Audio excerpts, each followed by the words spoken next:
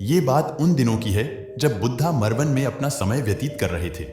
इस समय तक बुद्ध की प्रसिद्धि दूर दूर तक फैल चुकी थी। बहुत दूर दूर से लोग अपनी चिंताओं और परेशानियों का समाधान हेतु बुद्ध के पास आते थे। ऐसे ही एक दिन जब बुद्धा मरवन में अपने शिष्यों को प्रवचन दे रहे थे, तभी एक अधेड़ उम्र का व्यक्ति अपने एक नौजवान पुत्र को अपने साथ लिए बुद्ध की तरफ चला आ रहा था। जब ये प्रवचन स्थल के पास पहुंच गए, जो बुद्ध ने एक नजर उन पर डाली और इशारे से बैठने के लिए कहा।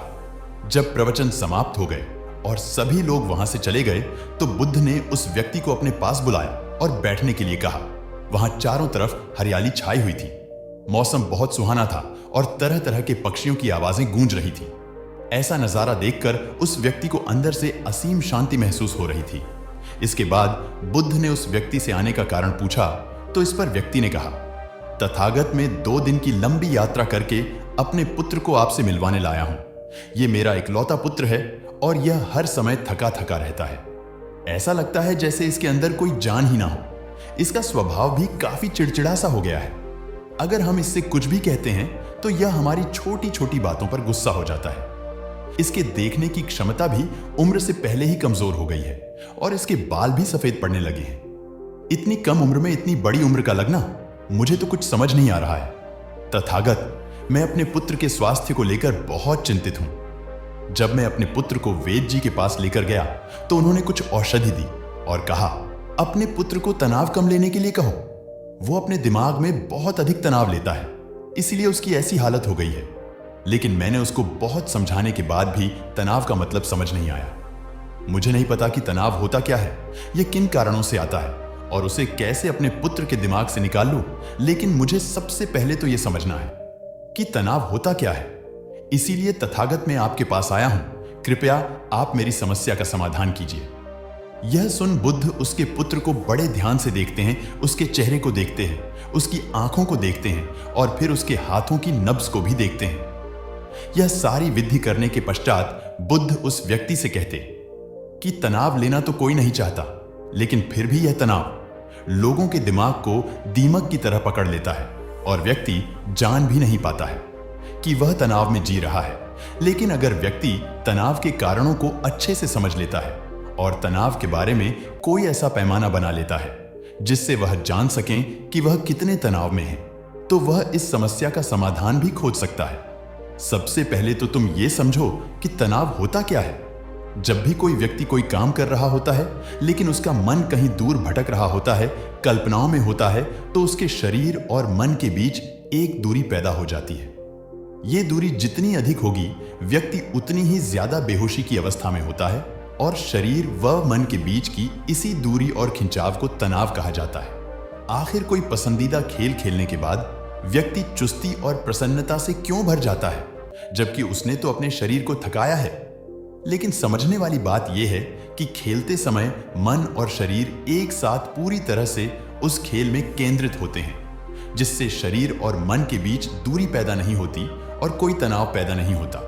और अगर दिमाग में कोई तनाव था तो वो भी दूर हो जाता है। लेकिन इसके विपरीत, जब हम कोई ऐसा काम करते हैं जो हमें पसंद नहीं है, तो हमारा शरीर तो उस काम को कर रहा होता है, लेकिन हमारा मन कहीं दूर कल्पनाओं में भटक रहा होता है, जिससे शरीर और मन के बीच एक दूरी पैदा हो गई और तनाव ने जन्म ले लिया। इसीलिए व्यक्ति को एक समय पर सिर्फ एक ही काम करना चाहिए और अपने तन और मन की सारी शक्ति उसी एक काम पर लगा देनी चाहिए, जिससे व्यक्ति के अंदर तनाव पैदा ही ना हो। इसके बाद बुद्ध ने कहा, तनाव पैदा होने के मुख्य 8 कारण होते हैं और जिसने इन कारणों को समझ लिया, वो जीवन भर तनाव मुक्त रह सकता है। मुख्य कारणों में सबसे पहला कारण है अति महत्वाकांक्षी होना। महत्वाकांक्षी होना अच्छी बात है, लेकिन क्या कभी आपने इस बात पर ध्यान दिया है कि इंसान के लक्ष्य कभी पूरे ही नहीं होते हैं। उसका एक लक्ष्य पूरा हुआ नहीं कि वह दूसरे की तरफ भागने लगता है, दूसरा पूरा हुआ तो तीसरे की तरफ, और इस तरीके से वो अपने लक्ष्यों को पाने के लिए जिंदगी भर गोल गोल घूमता रहता है। इसीलिए जो व्यक्ति अति महत्वाकांक्षी होता है, जिसने बड़े बड़े लक्ष्य बनाए होते हैं, वह वर्तमान में कभी रह नहीं पाता है। उसका मन सदैव भविष्य की योजनाएं बनाने में ही व्यस्त रहता है। उसका शरीर तो वर्तमान में रहता है, लेकिन मन भविष्य में ही रहता है, जिससे मन और शरीर के बीच दूरी पैदा हो जाती है और वह तनाव भरी जिंदगी जीने लगता है, बुद्ध के मुंह से यह बात सुन उस लड़के ने कहा, बुद्ध, तो फिर इसका मतलब है कि हमें लक्ष्य नहीं बनाना चाहिए, क्योंकि लक्ष्य बनाना भी तो महत्वाकांक्षा ही है।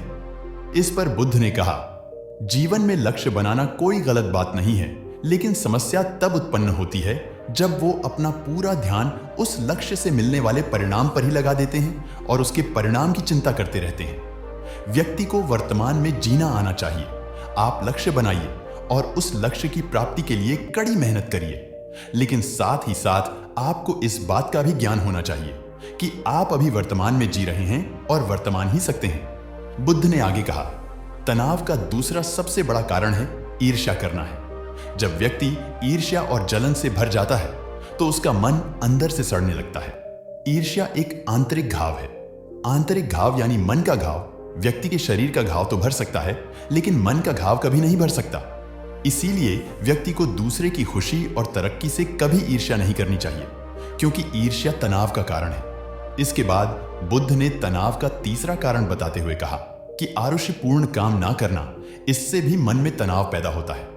जो काम करना हमें पसंद ही नहीं है, जिस काम में हमारी रुचि ही नहीं है, उस काम में हमारा मन लग ही नहीं पाएगा। हमारा शरीर तो वही बैठा रहेगा, लेकिन हमारा मन कल्पनाओं की उड़ान भरेगा, जिससे शरीर और मन के बीच दूरी पैदा हो जाती है और व्यक्ति तनावग्रस्त हो जाता है।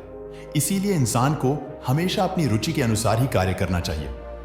अगर व्यक्ति ने यह पता कर लिया कि उसे कौन सा काम करना पसंद है और वो उसी काम को अपने जीवन का लक्ष्य बना लेता है, तो फिर वो काम उसके लिए काम नहीं बल्कि एक खेल बन जाता है। फिर बुद्ध ने कहा, तनाव का चौथा कारण होता है किसी दूसरे से अच्छा रखना। बुद्ध ने उस व्यक्ति की ओर इशारा करते हुए कहा, एक पिता होने के नाते तुम्हारी अपने पुत्र से बहुत सी अपेक्षाएं होंगी कि तुम्हारा पुत्र एक बहुत ही कामयाब इंसान बने, तुम्हारा नाम रोशन करे, जैसा तुम चाहते हो उस तरह का जीवन जिए, तुम्हारी हर बात माने। लेकिन क्या आज तक कभी किसी की सारी अपेक्षाएं पूरी हुई है? जब भी कोई व्यक्ति किसी दूसरे से कोई अपेक्षा रखने लगता है तो वो अनजाने में अपने लिए तनाव पैदा करने लगता है। जरा सोचो कि अगर तुम्हारा बेटा तुम्हारे अनुसार काम नहीं कर रहा है और वो नहीं बन पा रहा है जो तुम उसे बनाना चाहते हो, तो निश्चित रूप से तुम्हारे दिमाग को तनाव तुम्हें पकड़ लेगा। तुम तनाव से भरा जीवन जीना शुरू कर दोगे और इस तनाव के बस में आकर तुम ऐसा व्यवहार करोगे, ऐसी बातें करोगे कि तुम्हारा अपने पुत्र के साथ संबंध और भी खराब होता चला जाएगा।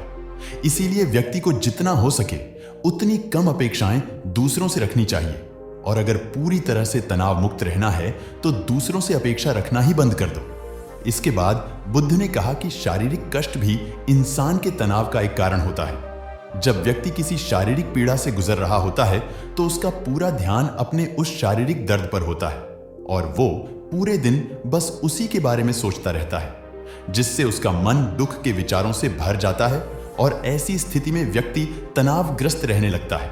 यह सुन उस व्यक्ति ने कहा कि हे बुद्ध, शारीरिक दुख तो किसी भी व्यक्ति को हो सकता है, तो फिर क्या हुआ? व्यक्ति जीवन भर तनाव में ही जिएगा? इसका जवाब देते हुए बुद्ध ने कहा कि इंसान को यह बात समझनी चाहिए कि हमारा जीवन दुखों का आधार है। जैसे जैसे हमारा जीवन आगे बढ़ता है, इसमें दुख आते हैं, बीमारियां आती है और फिर अंत में मृत्यु भी आती है। तो बीमारियां इंसान के जीवन का अभिन्न अंग है, कोई इनसे बच नहीं सकता। बस किसी किसी के जीवन में यह समय से पहले आ जाती है तो किसी के बाद में आती है।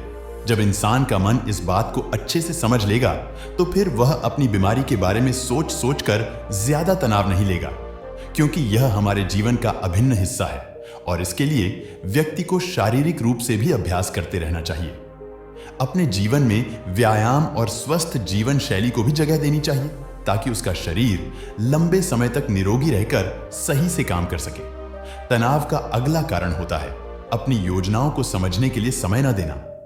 कुछ लोगों के दिमाग में कोई विचार आया ही नहीं कि वो बिना सोचे समझे उस पर काम करना शुरू कर देते हैं और जब उस काम में उन्हें असफलता मिलती है तो वह तनाव से भर जाते हैं, क्योंकि उन्होंने उस काम को शुरू करने से पहले उसके बारे में पूरी जानकारी इकट्ठा नहीं की थी। इंसान को कोई भी काम शुरू करने से पहले उसके अच्छे और बुरे परिणामों के बारे में ठीक से सोच विचार कर लेना चाहिए। इंसान को इस बारे में भी सोच लेना चाहिए कि अगर यह योजना सफल नहीं हुई तो फिर इसके बाद मैं क्या करूंगा।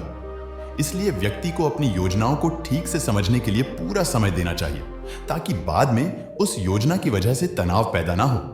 तनाव का 7वां सबसे बड़ा कारण है टाल मटोल करना। आज के काम को कल पर टालना। आप लोगों ने यह कहावत तो सुनी होगी कि आलस्य इंसान के शरीर का सबसे बड़ा शत्रु है। इंसान आलस्य की वजह से आज के काम को कल के लिए टाल देता है और फिर काम को टालना उसकी आदत बन जाती है। काम को कल पर टालने वाले व्यक्ति का काम कभी भी समय पर पूरा नहीं हो पाता है, और अगर किसी तरह से पूरा हो भी जाता है तो वह उतना अच्छा नहीं हो पाता है जितना अच्छा उसे किया जा सकता था, और फिर यह बात व्यक्ति के अंदर तनाव पैदा करती है।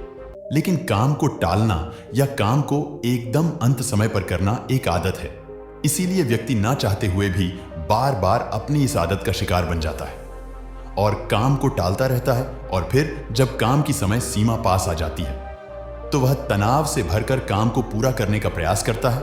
इसीलिए तनाव मुक्त रहने के लिए व्यक्ति को काम को टालने की आदत छोड़नी पड़ेगी, और ये तभी संभव है जब व्यक्ति काम को समय से पहले खत्म करने का निश्चय करे। सबसे आखिरी और सबसे प्रमुख कारण जो तनाव का होता है वो है ज्यादा सोचना।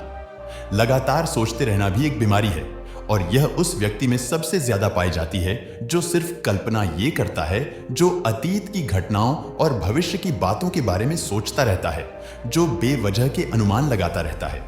इसीलिए व्यक्ति को ज्यादा सोचने की आदत पर लगाम लगाना चाहिए। इसके लिए जितना हो सके खुद को काम में व्यस्त रखना चाहिए और हर दिन ध्यान का अभ्यास करने को अपने जीवन का हिस्सा बना लेना चाहिए। बुद्ध के मुंह से यह सारी बातें सुनकर उस व्यक्ति ने हाथ जोड़कर कहा, बुद्ध, मेरा पुत्र तो अभी मात्र 20 वर्ष का ही है और इसमें अभी इतनी समझ भी नहीं है कि यह आपकी बताई सारी बातों का एक साथ पालन कर सकें। आप कृपया करके तनाव मुक्त रहने का कोई आसान सा तरीका बता दें जिससे मेरा बेटा उसका अनुसरण भी कर सके और तनाव मुक्त भी रह सके। उस व्यक्ति की यह प्रार्थना सुन बुद्ध ने कुछ सोचते हुए जवाब दिया, अगर तुम इतनी सारी बातों का पालन नहीं कर सकते हैं तो इसके लिए एक बहुत ही आसान विधि है। तुम्हें एक बार में एक काम को करने पर ध्यान लगाओ। जो भी काम कर रहे हो उस समय पर सिर्फ उसी काम को करो, सिर्फ उस पर ही अपना पूरा ध्यान लगाओ। और अगर तुम्हारा मन इधर उधर भटक जाता है तो जैसे ही तुम्हें याद आए उसे वापस फिर उसी काम में लगा दो। यह सबसे आसान और अच्छा तरीका है तनाव मुक्त रहने का। जब तुम भोजन करो तो उस समय सिर्फ भोजन ही करो, उसके पूरे स्वाद का आनंद लो, उसका अनुभव करो। जब चलो तब अपना पूरा ध्यान सिर्फ चलने में ही लगा दो। इससे तुम्हारा मन और तुम्हारा शरीर दोनों एक जगह पर केंद्रित रहेंगे। दोनों के बीच दूरी पैदा नहीं होगी जो तनाव का मुख्य कारण होती है। इसीलिए जहां तक संभव हो सके एक समय पर सिर्फ एक ही काम करने का प्रयास करें, वो भी पूरे ध्यान के साथ। दोस्तों, आशा करता हूं कि आपको इस कहानी से काफी कुछ सीखने को मिला होगा। धन्यवाद।